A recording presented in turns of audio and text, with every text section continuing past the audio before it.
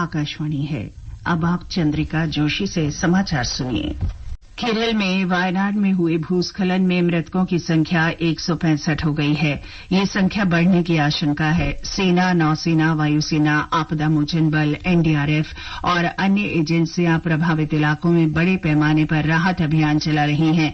अनेक लोगों के मलबे में दबे होने की आशंका है। कुछ शवों को बाहर निकाला जा रहा है।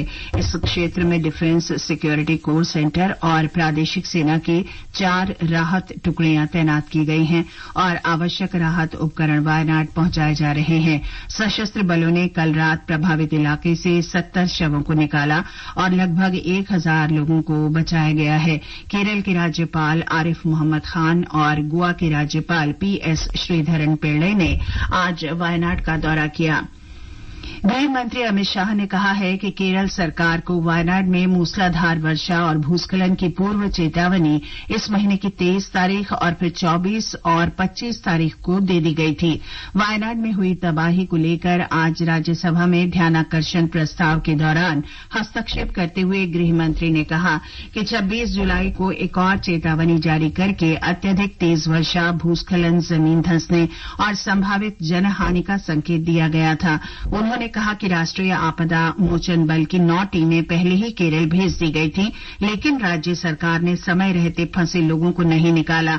गृह मंत्री ने कहा कि एनडीआरएफ की टीमें पहुंचने के बाद यदि राज्य सरकार ने सतर्कता बरती होती तो वायनाड में हुए नुकसान को कम किया जा सकता था।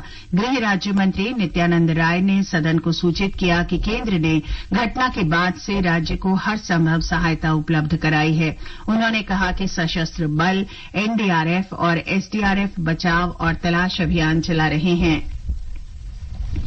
वित्त मंत्री निर्मला सीतारामन ने कहा है कि बजट विकास, रोजगार, कल्याण, पूंजी निवेश और वित्तीय समेकन जैसी प्राथमिकताओं के बीच एक अच्छा संतुलन बनाता है। वे आज राज्यसभा में बजट पर बहस का जवाब दे रही थीं।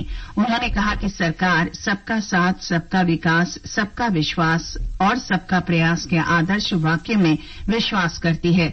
वित्त मंत्री ने कहा कि बजट ने सहकारी संघवाद को अडिग समर्थन का प्रस्ताव दिया है। उन्होंने कृषि क्षेत्र में आवंटन में कटौती के विपक्ष के आरोप को खारिज किया। श्रीमती सीतारामन ने बताया कि शिक्षा, रोजगार और कौशल के लिए 1,48,000 करोड़ रुपए आवंटित किए गए हैं। राजस्थान में हरिभाऊ किशन राव बागड़े ने आज दोपहर राजभवन में राजस्थान के राज्यपाल के रूप में शपथ ली। मुख्य न्यायाधीश मनिंदर मोहन श्रीवास्तव ने श्री बागड़े को राज्यपाल पद की शपथ दिलाई। ओम प्रकाश माथुर सिक्किम के 18वें राज्यपाल बन गए हैं। सिक्किम उच्च न्यायालय के मुख्य न्यायाधीश विश्वनाथ सोमदर ने श्री माथुर को सिक्किम में राजभवन में पद और गोपनीयता की शपथ दिलाई।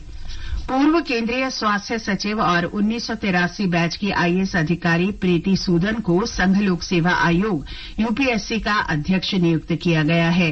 राष्ट्रपति द्रौपदी मुर्मू ने सुश्री सूदन की नियुक्ति को मंजूरी दे दी है। वे 1 अगस्त को कार्यभार संभालेंगी।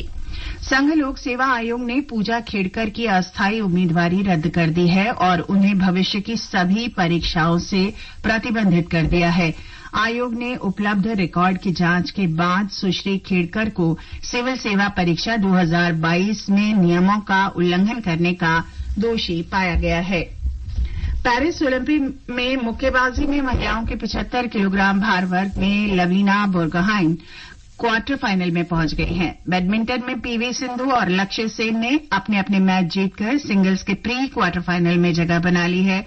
टेबल टेनिस में श्रीजा अकुला ने महिलाओं के सिंगल्स के प्री क्वार्टर फाइनल में प्रवेश कर लिया है। अकुला ओलंपिक में टेबल टेनिस के प्री क्वार्टर फाइनल में पहुंचने वाली दूसरी भारतीय महिला हैं। निशानेबाजी में स्वप्निल कुसाले पुरुषों के 50 मीटर 3 पोजीशन स्पर्धा फाइनल के लिए क्वालिफाई कर चुके हैं। तीरंदाजी में दीपिका कुमारी महिलाओं की व्यक्तिगत स्पर्धा के प्री क्वार्टर फाइनल में पहुंच गई हैं। इसके साथ ही ये समाचार बुलेटिन समाप्त हुआ।